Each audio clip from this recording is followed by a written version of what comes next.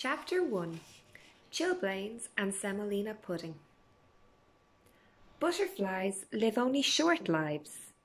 They flower and flutter for just a few glorious weeks, and then they die. To see them, you have to be in the right place at the right time. And that's how it was when I saw the butterfly lion. I happened to be in just the right place at just the right time. I didn't dream him. I didn't dream any of it.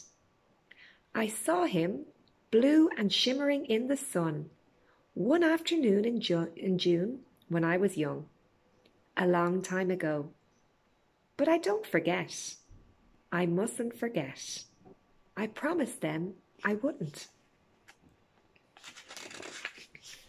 I was 10 and away at boarding school in deepest Wiltshire. I was far from home and I didn't want to be. It was a diet of Latin and stew and rugby and detentions and cross-country runs and chilblains and marks and squeaky beds and semolina pudding. And then there was Basher Beaumont, who terrorised and tormented me so that I lived every waking moment of my life in dread of him. I had often thought of running away, but only once ever plucked up the courage to do it. I was homesick after a letter from my mother. Basher Beaumont had cornered me in the boot room and smeared black shoe polish in my hair. I had done badly in a spelling test, and Mr. Carter had stood me in the corner with a book on my head all through the lesson, his favourite torture. I was more miserable than I had ever been before. I picked at the plaster in the wall and determined there and then that I would run away. I took off the next Sunday afternoon. With any luck, I wouldn't be missed till supper, and by that time I'd be home and free. I climbed the fence at the bottom of the school park, behind the trees where I couldn't be seen. Then I ran for it. I ran as if bloodhounds were after me, not stopping till I was through Innocents Breach and out onto the road beyond. I had my escape all planned. I would walk to the station, it was only 5 miles or so, and catch the train to London. Then I'd take the underground home. I'd just walk in and tell them that I was never, ever going back. There wasn't much traffic, but all the same I turned up the collar of my raincoat so that no one could catch a glimpse of my uniform.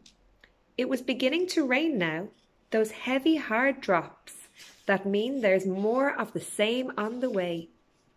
I crossed the road and ran along the wide grass verge under the shelter of the trees. Beyond the grass verge was a high brick wall, much of it covered in ivy. It stretched away into the distance, continuous as far as the eye could see, except for a massive arched gateway at the bend of the road. A great stone lion bestrode the gateway. As I came closer, I could see he was roaring in the rain, his lip curled, his teeth bared. I stopped and stared up at him for a moment. That was when I heard a car slowing down behind me. I didn't think twice. I pushed open the iron gate, darted through, and flattened myself behind the stone pillar. I watched the car until it disappeared around the bend.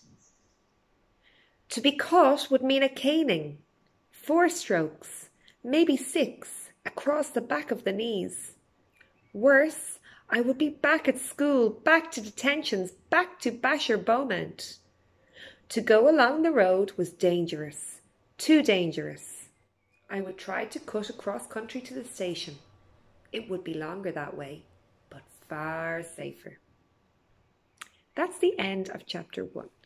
Please read back over it. There's a few difficult words. Read back over it, try and get a sense of the story. And before I read the second chapter, I'll give an explanation of a synopsis of what has happened in that first chapter. Okay?